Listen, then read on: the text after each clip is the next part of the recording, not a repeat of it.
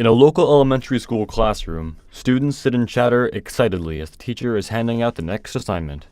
One student stands out among them. He's the only one not sitting in his chair. The child is instead aimlessly wandering the classroom and swinging between the tables.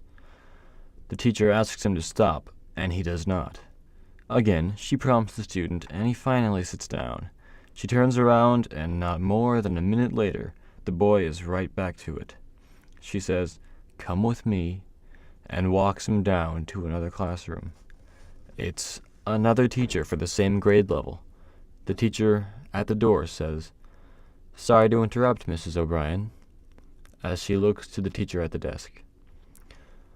"Would you mind holding on to this one for a few minutes? I just need him away from my students."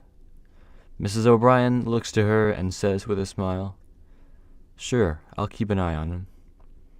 After sitting him down in a timeout desk in the corner for a few minutes, she goes to the boy at the desk. "Do you know why you're here, Sam?" she asks. It's been over a decade since then. These days, Mrs. O'Brien is working in a very different setting. Barbara O'Brien started her career as a second-grade teacher at Landell's Elementary School in Mountain View, California. It was there that she first saw students struggling for their disadvantages, which many of them couldn't really help. Some had learning disabilities, whilst others simply did not come from English-speaking families. She saw the benefit of programs like Title I because Landell's was a Title I school. The funds from Title I helped to pay for extra second language learning services like reading and math intervention tutors. These tutors were certified as substitute teachers and would be on campus every day working with small groups of kids identified by the teachers as being at risk of failing those classes. She saw how the No Child Left Behind Act took away a lot of services like intervention tutoring, simply because the tutors were not credentialed teachers.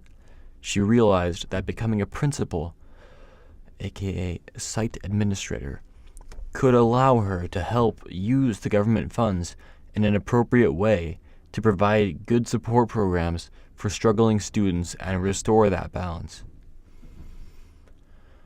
An opportunity at the district level in an administrative role soon opened up, and she realized this was where her skills and years of training could provide the most benefit to her students.